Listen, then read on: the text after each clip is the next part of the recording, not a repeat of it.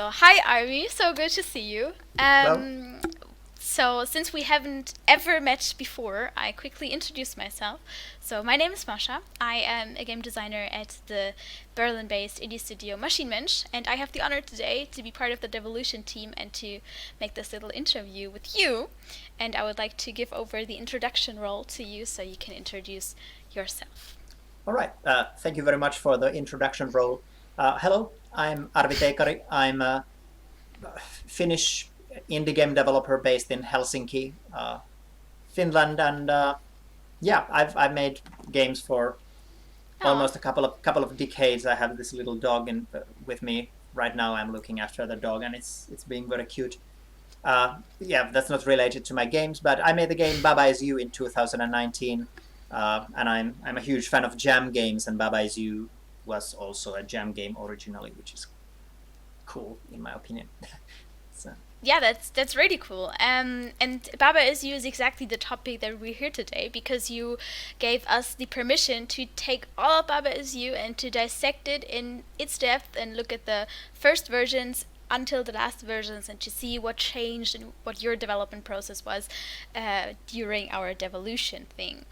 Yeah, so I think first of all we could talk a little bit about how Baba is You came to life in the beginning because mhm. I heard from other interviews that you really like game jams and you participated in many of them before the Nordic Game Jam in 2019 where Baba was developed. So maybe you can give us a little bit input why you like game jams so much and what keeps you coming back to them and what kind of games you make during the game jams. Yeah, sure. So uh, when I started making games in 2002, I think in primary school, uh, game development was definitely like a nerd thing. Like it's something that nerds do, and if you are a nerd, then you're not cool because those Yeah. two words don't mix. And as a result, I internalized quite a strong kind of like a self-deprecating approach or opinion towards my own hobby, even though I super enjoyed it. Like it quickly became my favorite thing to do when I got home from school. And Mm-hmm. as a result of that, there were some schoolmates in primary school that were interested in making games, but none of them were really quite as into it as I was. And most of them kind of lost interest over time. Whereas I just like I that was what I wanted to do, so I kept doing it. And as a result of that, once I started getting into online communities of people making games, uh, I kind of, well, obviously, it felt like a really cool idea to be able to meet those people at some point. Yeah. Maybe not Yeah. all of them, but some of them at least. And it was maybe in 2007 or 2008 when I heard about a game jam called No More Sweden, held in No more Sweden. Sweden. Yeah, Okay. it sounds pretty brutal, but But also from what I can badass. remember, the joke behind the name is that when some of the people participating, some Swedish game developers participating in that game jam were in a train together, going to the game jam, they started joking that if this train crashes or blows up, that'll be all the Swedish game developers dead at the same time because the circles were so small, and then there would be no more Sweden in the game I development see. world. Yeah, so it was a But the train didn't pretty crash, hopefully. yeah, they didn't crash and they managed to hold a game jam, which was really nice because back then when I first heard about it, a couple of my like big heroes in indie game developer, for example, Niklas Nygren, Niflas, Mm-hmm. who has been working on the game Ynglet and the Knut series and the uh, Affordable Space Adventures, for example, many very cool games. There were one I was really looking forward to meeting, and also Petri Purho, who is actually Finnish, but uh, I felt that a game jam would be a very nice place to meet one of your heroes. No, but that sounds really interesting. So the Nordic Game Jam was it the first Nordic Game Jam you've been to, or was it like already second time or third time even that you went Yeah, where you develop Baba as you? I started going to Nordic Game Jams in 2011 or 2012, so it was Ah, okay. probably my fifth or sixth. I skipped one year, but Yeah, I was very familiar with the concept at that point. And actually, Hmm. when I went to Nordic Game Jam, I didn't think I was going to even work on a jam game. I had a couple of projects of my own, and I had planned to work on those. And it was Hmm. only like sheer luck that I got the Baba Is You idea, Yeah. that I started to actually work on something related to the game jam, because game jams have a really nice social atmosphere. And I have a lot of friends in Copenhagen where Nordic Game Jam is Hmm. held. So I was kind of planning to maybe more have take the social experience without the game jam instead of doing the whole game jam thing. But well, Yeah. different things But ended up well, happening. Baba, as you happened. Maybe we Yeah. can directly jump into the first Game Jam version and Hmm. have a look at it because I feel like it shows a lot already. So when we click on this, um, yeah, so the first Baba Is You version, when we looked at it during the dissection, we were like, this is so great already. There's so much in it. You have tons of mechanics in there already. It's working super smoothly and it also is like kind of polished, right? So what I was wondering um, was most of all, did you have this idea before you came to the game jam already, and was it already somewhere in your head and you felt like, oh, this is now a good time to check it out and see if it works? Or did you really come up with the idea for Baba on the game jam day and during the brainstorming? Yeah. Usually I try to have a game jam idea beforehand, because I enjoy in game jams. I usually enjoy the kind of uh, biting a bit more than I can chew, like having an idea Mm-hmm. and trying to finish as much of it as possible in the meantime, so that I don't have to spend time brainstorming.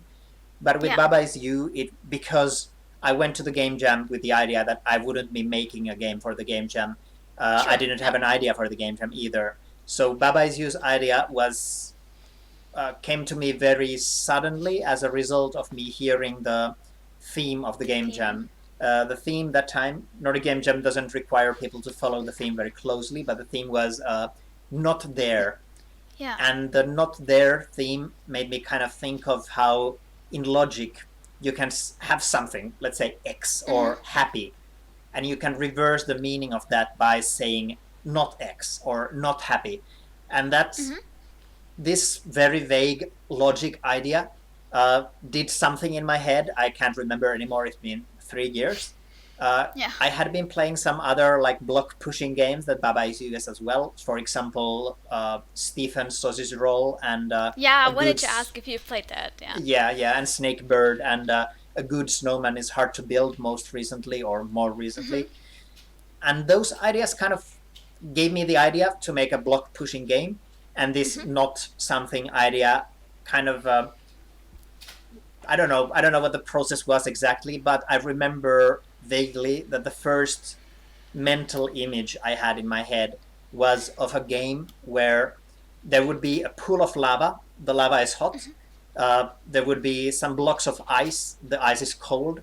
And when the Yeah. ice comes close to the lava, the ice melts and disappears. But Yeah. if you say ice is not melt, then the ice doesn't melt when it comes in close contact with the lava.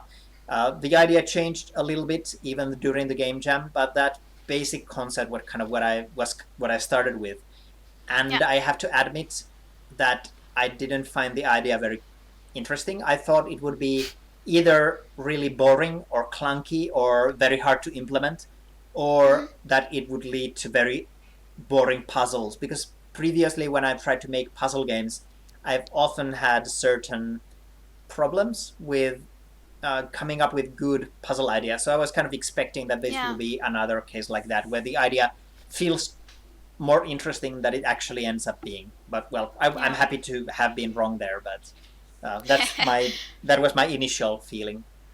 And maybe let's go to the next version already, because I think it's crazy when we compare the two versions, so the Game Jam version and the version we see now, um, that many things changed already. For example, like Baba looks a little different with his four sides and everything, but also many things like sticked with you. So how was it after you won the Game Jam title, let's call it like this, Mhm. and how did you decide, okay, I want to continue working on it, because you obviously did, And it was not only a project where you said, I wanted to try something out and I saw it works, and now I put it aside, as you said earlier, but you continued to work on it and to make it even bigger and everything.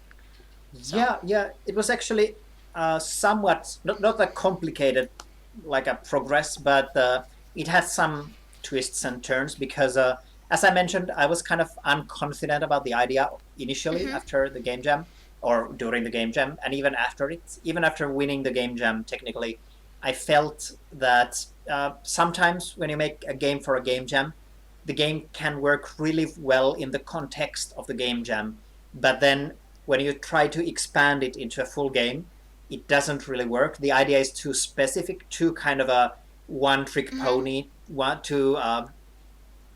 too gimmicky or something. And when you Yeah. try to expand the idea, it just fails.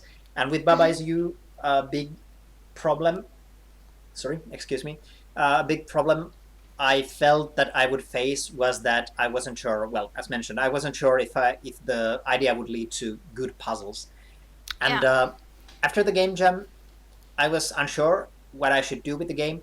I felt that I would have, if I wanted to continue on the project, I would have to make the choice. Do I want to try to make a puzzle game with possibly Mm-hmm. very difficult puzzles because I enjoy fairly difficult puzzle games, or Yeah. do I want to make a toy, more like a playground thing where you Mm-hmm. uh, see kind of cool interactions but don't really solve anything, more like appreciate the interactions, because I felt that the game would support either, but I But not felt both. that they would, yeah, like they would It's interest incomparable. so different people that it wouldn't make Mm-hmm. sense to have both. It would make more sense to have one of those. Yeah. And I asked for feedback from my friends and my game developer friends and game developers that were not really my friends because I didn't know them, but that were cool people, gave me Yeah. ideas and suggestions. For example, some game developers that I knew, some that I didn't know, told me or asked me if I had had like a spiritual idea or philosophical idea behind the game. For Mm-hmm. example, they felt that in the game when you say Baba is you, and then you Yeah. say that Rock is you change what you is. They felt Yeah. that I might have had some kind of like a reincarnation or a Buddhistic idea behind it, where the kind of consciousness moves. Like they felt that I might have thought about the nature of consciousness when making the game. I didn't. I just wanted to make a You puzzle game. didn't. Yeah, I Okay. absolutely. I'm very bad at storytelling in games or otherwise, or maybe not otherwise. I'm pretty good maybe at telling stories sometimes. I don't know, but especially with games, I'm not a very confident storyteller. I would never have tried to make a game that tried to tackle a very serious topic without making jokes about it. Uh, Okay. but that still gave me ideas. That gave me encouragement. I felt that, oh, that's cool. Those people found Yeah. something I didn't really consider at all in the game, and all that encouragement made me first of all decide that, okay, maybe I'll actually try to make a full game out of this. And then when Mm-hmm. I it made me consider what I want to do with the game, and ultimately because I personally enjoy puzzle games, I thought that maybe I'll try to make the thing that I enjoy making instead of trying to make a sandboxy thing that might interest other Yeah. people but is Yeah. not what I'm interested in, maybe. And that's kind I of think what that's an settled especially good things. approach for your game, because you also have to test it so many times, and so if it would be something that also challenges you maybe from time to time, that's very cool. And I find it really interesting that you said, okay, I didn't think about that philosophical. Wow, philosophical approach in the game, um, but in the end, you actually developed your own language with Baba is you. So it's like Baba is you, Baba is Wallace move, for example. Mhm. And like, did you ever notice that you kind of developed your own language? And how did that feel if you did, or did you never notice? Because you did Uh, write your own language in I English even, and you said you did not speak English very good at the beginning, and now you developed your own English language. Basically, it's pretty yeah, cool. I think it's kind of like a at least for a Finnish game developer, as a kid, you find English to be the cool language. So Yeah. doing things in English is like, oh, now I'm doing the serious stuff. So that's also already an encouragement to do things in English if possible. I think when I started working on the game, and after the game jam, I was actually momentarily afraid because some people told me that, hey, this is a very obviously like a programmer game. I can tell that you're a programmer because you made a programming game. And I was Mhm. afraid of people titling the game a programming game and Yeah. then treating it purely as a programming game, because for me, programming games are maybe something like Zachtronics games, which are Mhm. very cool, but often very centered around optimization, which I don't personally enjoy all that much as a game Yeah. mechanic. I enjoy solving unique puzzles and then moving on, instead of like a solving a puzzle and then trying to improve my answer that already works on some level. So I guess I felt that, okay, I had done, like many people pointed it out to me as well, so I couldn't not have noticed that I had Mhm. made a programming language on some level. And as I worked on the game, I kind of started to notice that, okay, this is starting to resemble more and more a programming language. But I tried to keep my thoughts kind of away from that, because it was maybe not what I felt was most interesting about the game. I was Yeah. definitely more concentrating on the kind of puzzle logic potential rather than the kind of a language logic potential. Now that the game Yeah. has been out for over a year, a lot of people have told me that, for example, their kids have enjoyed the game, or that they have used Mhm. the game to teach lessons in a university about programming Cool. or logic. And that has been super cool. Like, I Yeah. appreciate it when it's like a learning context, but I'm happy that people didn't kind of put the game in the box of programming game. Only programmers will enjoy this, Yeah. because that would have Yeah. felt a bit too limiting. I'm happy that people find that aspect in the game and can appreciate it, but I'm happy that people also find other aspects in it. Yeah. It's first of all a very challenging logic game. So you don't necessarily have to be a programmer to enjoy this kind of things. So let's go into the next version, which would be Backup 11, I think, is a good idea. Because as you said, with the levels, the level increase is just insane. It's like, okay, we have like 5 levels or 10, and then it's like, pew! You added so many more levels, and we are very interested in how did you build your levels. So after finding the core mechanics and the logic behind it, did you like base your levels around that, or did you have ideas for levels and you with the goal in mind? So this level should teach you something, or this level should like bamboozle you, or how did you make your levels? Yeah, so during the game jam, when I was making the very first levels, I was definitely more just learning the system myself, kind of exploring in my head Mm-hmm. what kind of stuff can this thing even do? What kind of puzzles can this make, if at all? Because I was still kind of convinced that I would run into some kind of puzzle design problems. Yeah. And after the game jam, I mm, I started kind of brainstorming ideas for new words, new systems, tried to figure out any kind of cool interactions. Mm-hmm. My puzzle design process was in many ways based on trying to think of some like kind of like something that I feel would be cool to see in the game, and trying to build a puzzle around every single one of those cool things. Usually, this happened by me considering either new words to add or words I already have, and putting those together in my head.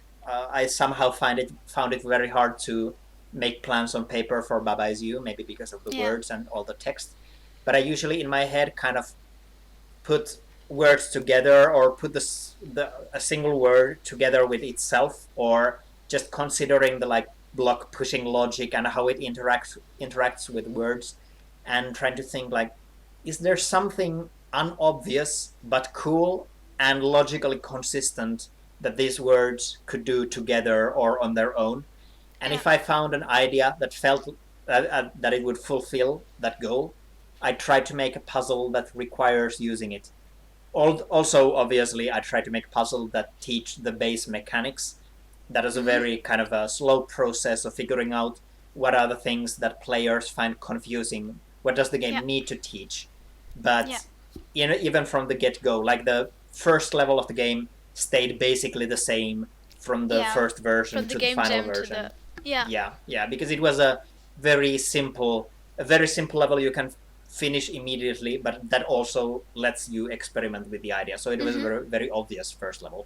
Yeah. But so yeah, so the first maybe a month or 2 weeks after the game jam was a time when I was just kind of throwing stuff at the wall, coming Mm-hmm. up with the obvious ideas I had. For example, the pull mechanic, like when you have the game had push already in the game jam version, so Yeah. pull was a very obvious continuation, or the shift mechanic that makes things work like conveyor belts. That was a very obvious thing Mm-hmm. because many puzzles have conveyor belts. I try to Yeah. kind of think of those, what kind of puzzle things I can easily mimic with these words and implementing those. And I also had some inspiration from other games. For example, the game The Witness had this Ha ha ha concept ha. where you have a puzzle and then you get the same puzzle but with a very small tweak that makes your previous solution not work, and then you have to figure out a Yeah. new solution. And I really like that concept, the concept of variance. And Mm-hmm. in these first versions after the game jam, you can see me kind of trying and failing to implement that. I try to have these variant levels. Mm-hmm. There's, for example, this set of 5 levels called House A, House B, House C, and Yeah. House D, and House E that Yeah. tries to do the thing where I have a very simple level, a very easy level, and then House B is the same level with a small tweak that is supposed to require you to really realize a new solution. It didn't Mm. work because I tried to kind of force something like that, even though in truth you kind of need to have someone play the level. You have to see how the players approach the levels before you can really say that, okay, Yeah. this is how the players approach this level, so I have to disallow this solution to make it more interesting. But I tried to force that because I felt it would be cool and it didn't work out. Like the first maybe 80 levels happened really quickly and they were mostly garbage levels. I was still figuring out what kind of puzzles to make. I was still very open with the puzzle ideas. I was still trying out some things that just didn't work at all. But well, I could only learn by trying it out. The Yeah. first maybe 10 levels that were already in the game jam, most of those made it into the final version of the game. But out of those first 80 levels that I made after the game jam, many were scrapped or at least changed very drastically. Yeah. But you allowed right from the beginning to solve the puzzles in different ways. So when we were playtesting, for example, we solved the puzzles differently. So sometimes Baba was wall, and then we won, or some other person said like, no, I was just moving the wall, or I was moving the flag, or Baba was a flag, or something like that, and that's very interesting. So was that on purpose? So even in the game jam version, that you did you notice that there are many different ways how to solve the puzzle, or many is maybe a little bit too much, but like that there are different ways, and you deliberately allowed it, or did you sometimes artificially put that in a level afterwards and added a different solving option of the puzzle? So that is kind of the when I was trying to come up with this decision of if I want to make a puzzle game or a sandbox game, I Mm-hmm. feel that the kind of a alternative solution, the like freedom of approach thing, was more kind of the sandboxy part Yeah. of the equation. Because if I wanted to make a sandboxy game with no serious puzzles, but more like just playing around with words, I Mm-hmm. would make levels that maybe have some kind of a goal, something you need to do, but you can approach it in many ways, and the puzzle is not very difficult because the point is the freedom of approach instead of the Yeah. difficulty. So when I kind of started working on the levels, I realized that one of Baba's strengths is this freedom of approach. But I also realized at some point that if I want to make a puzzle game, I need to limit that freedom to some Mm-hmm. extent, because if I want to make a sandboxy game, it's not a problem if the player can solve every single level in the same way. If there's always wall is stop in some corner and you can Yeah. say wall is baba and solve the level, that's not a Yep. problem because that's not the point of the game. But if I make Hmm. a puzzle game, it's boring if you can solve every single level in the same way. So I Yeah. felt I don't remember at all when I kind of came into this realization. Maybe it was something I discussed with other people or suggested by other people. I don't know. But eventually, I kind of realized that in the early levels that are still teaching things, as long as a level teaches the thing it's meant to teach, it doesn't Hmm. matter what the approach is that the player comes up with. Because early on Yeah. in the game, all those alternative solutions, even if it's just saying wall is baba, it's still a new thing, it's still an Yeah. interesting thing, and it might True. still teach the correct lesson for the player. So I felt that I could allow those alternative solutions and they would play to Baba's strengths because they would show that the game is playful, that the game is kind of fun to experiment with. And when the player gets to the more difficult puzzles, I need to start restricting those alternative solutions because they start Hmm. becoming more samey. They start becoming solutions that don't showcase the cool thing in the level. They start becoming something that showcases the same thing every single time. Yeah. But even even after realizing that and making the more difficult levels be more restrictive, I try to generally, when I kind of had a puzzle and a tester reported that, well, you can just say wall is baba and solve the level in a trivial way, I usually try to avoid adding a very obvious restriction. For example, later on in the development, I added a word not, so you can say wall is not baba and Hmm. directly prohibit that specific approach. Yeah. I felt that it's more boring if the game explicitly tells you that you cannot do this. Hmm. I'd rather have a situation where you can say wall is baba, but it doesn't work because of something else, some like Hmm. unobvious detail of the level, rather than Yeah. saying that wall is not baba and explicitly prohibiting Instantly that blocking, approach. like, yeah. Yeah. So I wanted to kind of preserve the feeling of experimentation, even if I'm still restricting the player to a single or just a couple of different solutions. Hmm. Yeah, that's very interesting. Okay, and let's look again quickly at the version. I click on this thing to be big, Mhm. because one thing that also jumped out on us is, first of all, Baba looks like Baba already, and it's only backup 11. And the other thing is that there are so many things in the game already that are like super juicy, let's call it. Um, but it's we weren't sure. Did you add like the juiciness deliberately to add juiciness, or was it happening on the way and you were like, oh, I add some animations here and I add some particle effects there. Also, the words wobble now because I like it better, or was it really like a thing you did went through and be like, okay, today I'm going to add juice and I'm going to do this and this and this, or how did this workflow go for you? Yeah, Because it so really jumps out that it's so pretty already. yeah, so when I started working on the full game, when I had decided that I'm going to make a full game, uh, I had a brief moment where I was trying a couple of different approaches to the visual style, and I was Hmm. also slightly concerned if I should do a 3D game instead. I was Ah, okay. because Multimedia Fusion cannot do 3D at all, and is best suited for pixelated games. It Hmm. can't do like a HD approach super well. It can do that, but it's intended originally for pixelated games. Or okay, Yeah. that's maybe unfair, but it's best suited for that.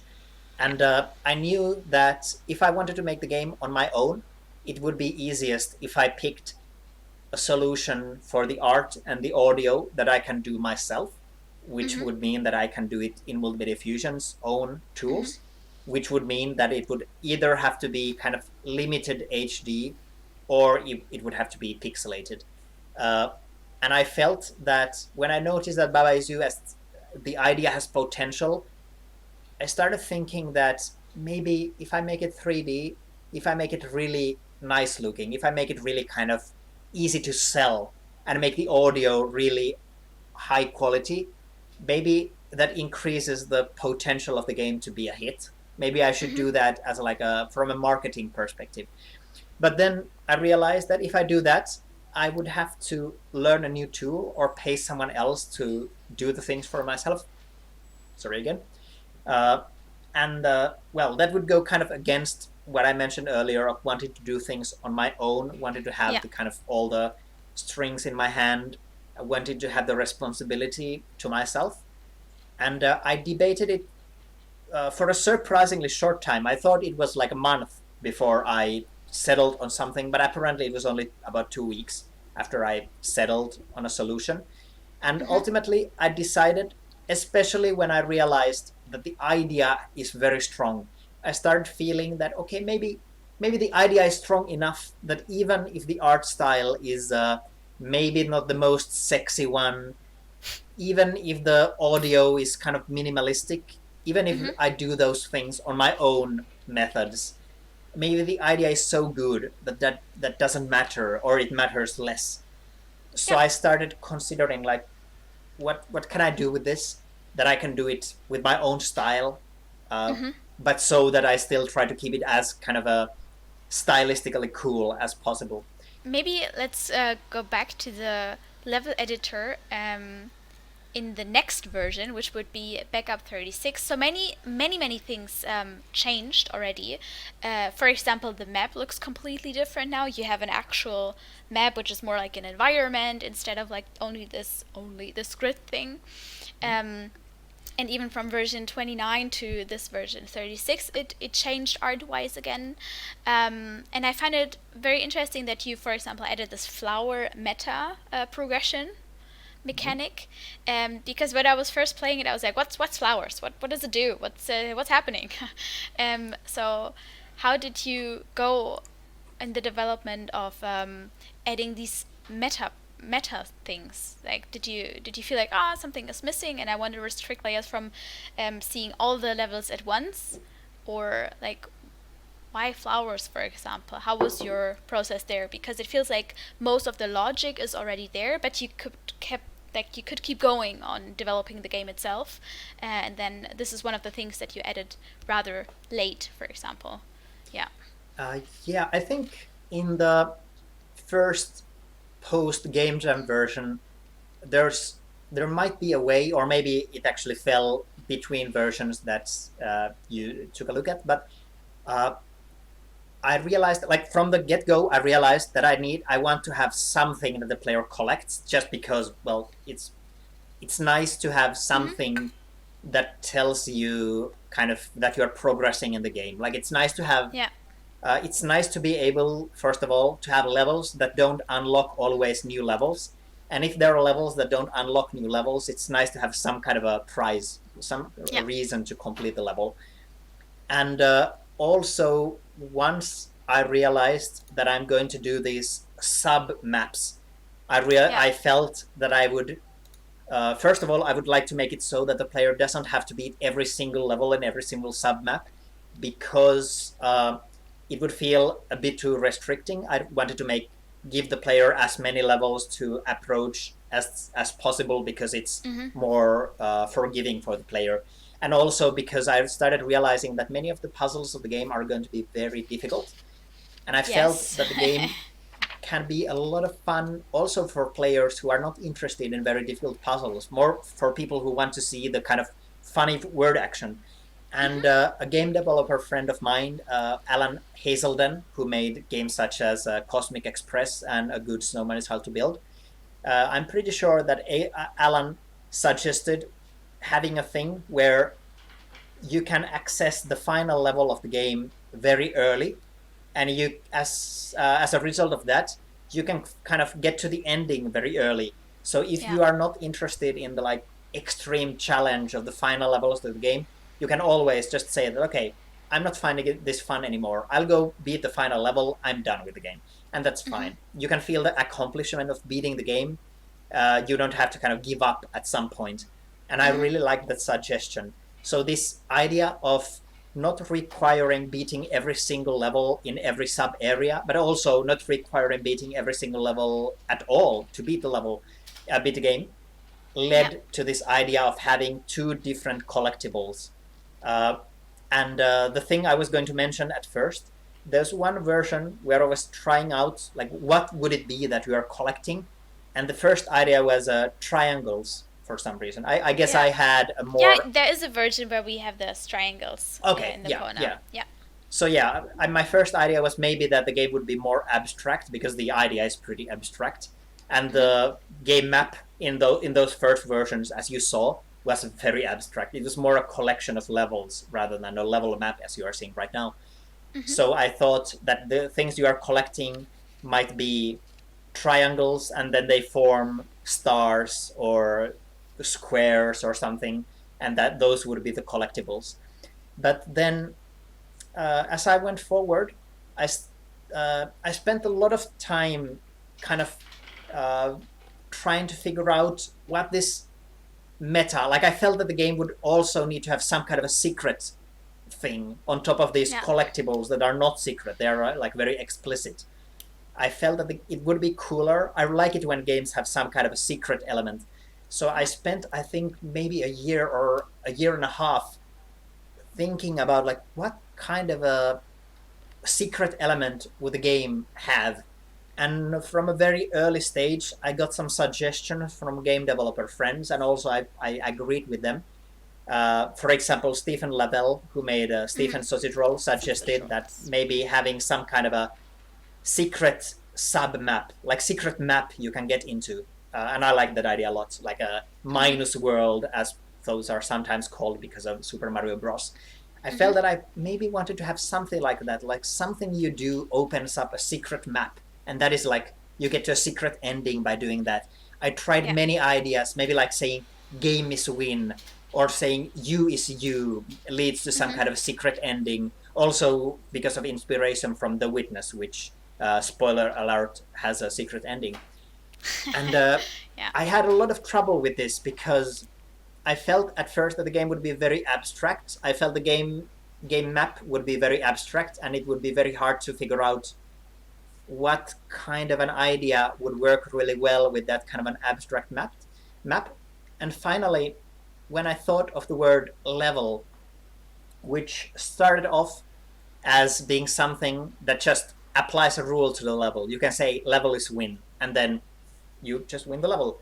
Or you can say level is defeat, and then Hmm. everything in the level becomes dangerous. Like it Yeah. was a very simple, very logical idea. Spoilers upcoming.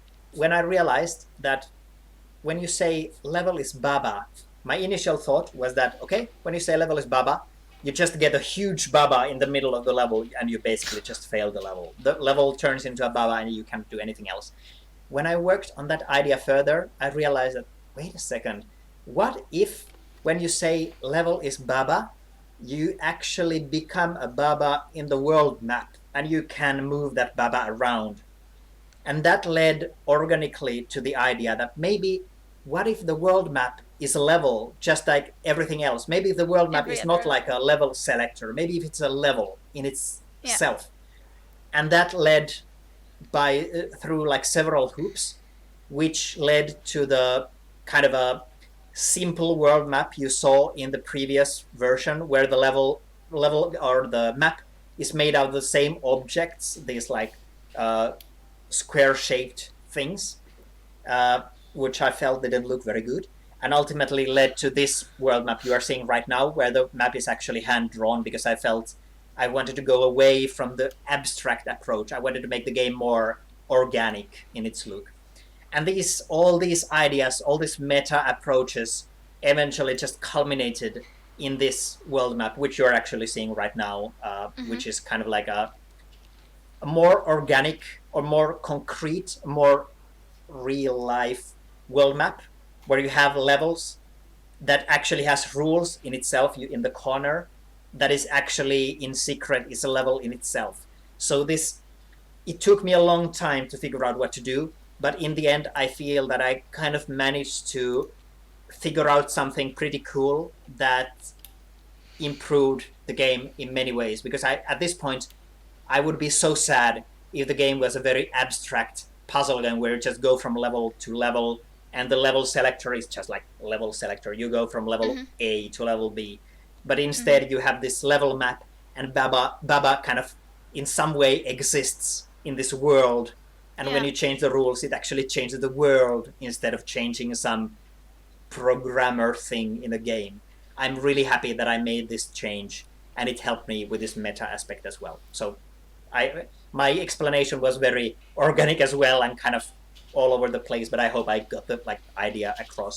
Sorry about the Yeah, spoilers. definitely. Yeah, I'm a little bit sad now that I couldn't find out myself, but also happy because I maybe never would have found out myself. So Yeah. that's fine. Also, so much for storytelling in games is not much your thing, because I feel like it really is. So I think this is a nice final anecdote, and I would thank you so much for giving us all the versions and all the insight of the development process and the time that we had to look into and dive into also your game design decisions and everything. And for this interview, it was really really nice to hear from you personally what your thoughts were on the development process. And so I would, me and the team, we would love to thank you again. It was a real pleasure, and yeah, we see you then again in the Devolution Q&A Amaze panel thingy.